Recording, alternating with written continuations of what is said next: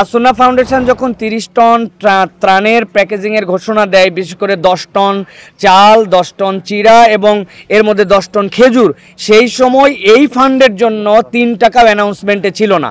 এখন পর্যন্ত যেইগুলা আমাদের কাছে আনলোড হয়ে গেছে, সেই আনলোড প্রোডাক্ট যেগুলো আমরা প্যাকেজিংয়ের জন্য এখানে পেয়েছি, চাল 75 টন, তেল 40 টন, চিরা 10 টন, ডাল 40 টন, লবণ 25 টন এবং দুধ 39,840 পিস। এর দ্বারাই বোঝা যায় যে দেশের মানুষ কি পরিমাণ এই জায়গার প্রতি আস্থা রেখেছেন। গতকালকে স্বেচ্ছাসেবীর সংখ্যা ঘোষণা দেওয়ার পরে আমরা অনুমান করছি 7 থেকে 8,000 মানুষ আমাদের এখানে চলে এসেছিলেন এবং এই প্রথম তারা নিজেরা আমাদের কাছে বলেছিলেন আমরা কাজের সুযোগ চাই।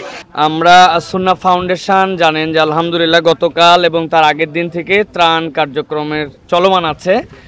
গতকাল এখন পর্যন্ত আমরা যে 630 মেট্রিক টন যে আমরা ত্রাণগুলি প্যাকেজিং করেছিলাম, আলহামদুলিল্লাহ গতকালের ত্রাণ প্যাকেজিং হওয়ার পরে সেইগুলো ফেনীতে 3টি ট্রাক, নোয়াখালীতে 1টি ট্রাক, লক্ষ্মীপুরে 1টি ট্রাক এবং কুমিল্লায় 2টি ট্রাক গিয়েছে। এবং আপনারা ইতিমধ্যেই জেনে থাকবেন যে শাহেখ আহমদুল্লাহ স্বয়ং এই মুহূর্তে ফেনীতে, নোয়াখালীতে, এই অঞ্চলগুলিতে সেই ত্রাণ সরাসরি যে তত্ত্বাবধান করছেন এবং সেখান থেকে দুর্গম অঞ্চলে বিতরণ কার্যক্রম চলছে। সেই জায়গাগুলিতে পৌঁছানোর চেষ্টা করা হচ্ছে যেই জায়গাগুলিতে ত্রাণ সত্যি সত্যি পৌঁছায় নাই এবং মানুষ সত্যি সত্যি বিপদগ্রস্ত। সাথে সাথে আপনারা এটিও জানেন যে ইতিমধ্যে আজকের ত্রাণ কার্যক্রম আমাদের এখানে চলমান আছে, ত্রাণের বিশেষ করে প্যাকেজিং। এখন পর্যন্ত যেইগুলা আমাদের কাছে আনলোড হয়ে গেছে, সেই আনলোড প্রোডাক্ট যেগুলো আমরা প্যাকেজিংয়ের জন্য এখানে পেয়েছি, চাল 75 টন, তেল 40 টন, চিরা 10 টন, ডাল 40 টন, লবণ 25 টন এবং দুধ 39,840 পিস।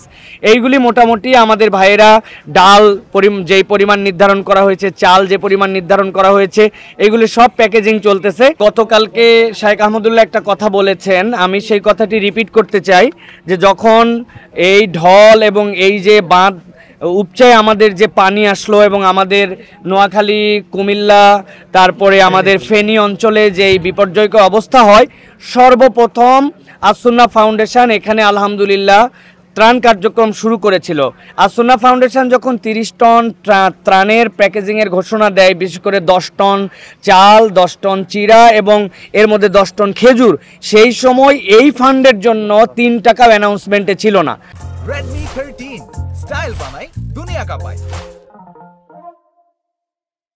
একদিন পরেই 600 টন খাদ্য অর্ডার দেওয়া হয়েছে এবং আজকের 200 টন যদি আমরা যুক্ত করি, এখন পর্যন্ত আনলোড, এখনও ট্রাকে অনেক মাল আছে।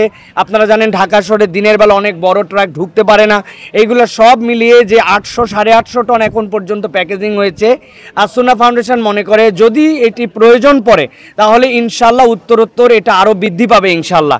এবং মানুষ যে পরিমাণ ভালোবাসা দেখিয়েছেন, মানুষ যে পরিমাণ আস্থার জায়গা দেখিয়েছেন, সেখানে আলহামদুলিল্লাহ আমাদের ভাইদের মুখে হাসি ফুটানোর জন্য, তাদের ভুক্ত পেটগুলোকে আবার নতুন করে এই খাদ্যের চালান তাদের কাছে পৌঁছানোর জন্য এই কার্যক্রম ইনশাল্লাহ চলমান থাকবে ইনশাল্লাহ।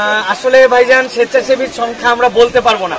গতকালকে স্বেচ্ছাসেবীর সংখ্যা ঘোষণা দেওয়ার পরে আমরা অনুমান করছি 7 থেকে 8,000 মানুষ আমাদের এখানে চলে এসেছিলেন এবং এই প্রথম তারা নিজেরা আমাদের কাছে বলেছিলেন আমরা কাজের সুযোগ চাই। কিন্তু আমাদের মানে বেশি মানুষ হয়ে গেলে তো আমরা প্রপার সিস্টেমে আসতে পারবো না। এই জন্য আমরা সকলকে অনুরোধ করেছি বাই শিফটিংয়ে প্রত্যেককে কাজের মধ্যে নেওয়া হবে, কিন্তু আমাদের শৃঙ্খলাবদ্ধভাবে কাজ করানো হচ্ছে। আজকেও আলহামদুলিল্লাহ আমাদের কাছে অনেক মানুষ এসেছেন, আলহামদুলিল্লাহ বিশ্ববিদ্যালয়ের শিক্ষক এসেছেন আমাদের সাথে, পুরাতন আর্মির অফিসার এসেছেন আমাদের কাছে, প্রতিবন্ধী পা কাটা মানুষ আমাদের সাথে যুক্ত হয়েছেন, শিশুরা যুক্ত হয়েছে, হিন্দু ধর্মাবলম্বী ভাইরা যুক্ত হয়েছেন, বৌদ্ধ ধর্মের যারা ভিক্ষু টাইপের এই মানুষগুলো আমাদের সাথে যুক্ত হয়েছেন, সাংবাদিকরা যুক্ত হয়েছেন।